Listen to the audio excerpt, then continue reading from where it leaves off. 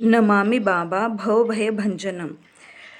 पूर्वोक्त मेरे वरिष्ठ अधिकारी जिनसे मेरा मनोमालिन्य था पदच्युत हो मेरे पद की अवनति तथा अपनी पदोन्नति का प्रयास दिल्ली में रहकर कर रहे थे। उनको यह विश्वास हो गया था कि उनके पद की अवनति मेरे ही कारण हुई थी। यद्यपि बात कदापि ऐसी नहीं थी। अपनी पदोन्नति करने में वे सफल तो नहीं हुए, हाँ, मेरे पद की अवनति करने में वे सफल अवश्य हुए। 1954 के सितंबर मास में सूचना मिली कि दिल्ली में मेरे पद की अवनति का हुक्म हो चुका है, पर अभी ऑर्डर जारी नहीं किया गया है। सदा से पद और पद की मर्यादा में मेरी आसक्ति रही है, इसीलिए इस पद को बचाने की चिंता में मैं परेशान हो गया। छुट्टी लेकर पूज्य बाबा के पास जाने का सुयोग भी नहीं मिल पा रहा था। अतः मैंने पत्र द्वारा अपनी चिंता को पूज्य बाबा तक पहुंचा दिया। पत्र में मैंने यह भी लिखा था कि पद की अवनति के बदले मैं मृत्यु को वरण कर लूँगा, किंतु पद की अवनति लेने को मैं किसी भी हालत में तैयार नहीं हूँ। पत्र पाते ही परम दयालु बाबा ने श्री विंध्येश्वरी जी को मेरे यहाँ बेगूसराय भेजा, किंतु मैं कार्यवश खगड़िया में था। श्री विंध्येश्वरी जी उसी दिन मुझको खोजते हुए खगड़िया पहुँचे और उन्होंने पूज्य बाबा का संदेश मुझे दिया और तुरंत वापस चले गए। पूज्य बाबा का आदेश था कि उसे 2 मंत्र बताया था। एक का तो प्रयोग वह करता है, किंतु दूसरे का प्रयोग वह बिल्कुल नहीं करता। उससे कहो दूसरे का भी प्रयोग करे और वह ऑर्डर जहाँ है वही रह जाएगा। यह सुनते ही मैंने दूसरे मंत्र को याद किया और जैसा बताया गया था वैसा करने लगा।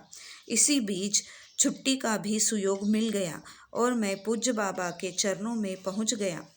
पहले तो परम दयालु बाबा ने मेरे पत्र में लिखी मृत्यु वाली बात पर मुझे डांटा कि तुम मृत्यु को खेल समझते हो, और फिर समझाया कि नौकरी में पदोन्नति तथा अवनति होती ही रहती है और इससे मनुष्य को घबराना नहीं चाहिए।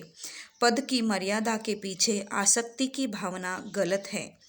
तुम्हारी भलाई इसी में है कि तुम इस आई हुई पद की अवनति को ले लो।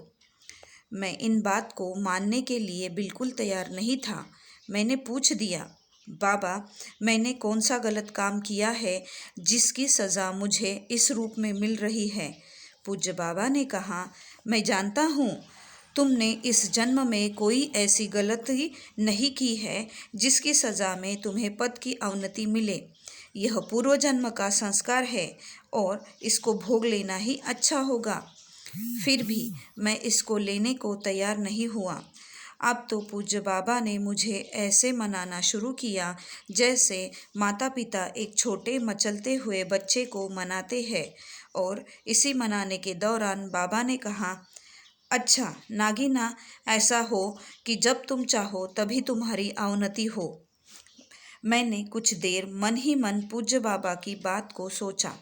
फिर ख्याल आया कि दुनिया में हर इंसान अपनी उन्नति चाहता है, कभी कोई अपनी अवनति नहीं चाहता, और इस अवनति को बाबा मेरी इच्छा पर छोड़ रहे हैं। अर्थात जब मैं चाहूँ तो अवनति होगी और न चाहूँगा तो न होगी। फिर मैं अपनी अवनति की बात सोचूंगा ही क्यों?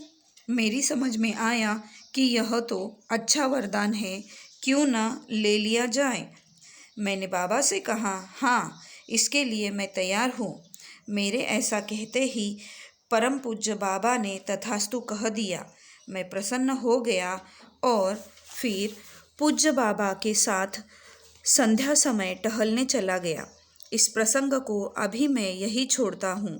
आगे दूसरे संदर्भ में यह प्रसंग फिर शामिल करूँगा जहाँ यह विशेष महत्व रखता है।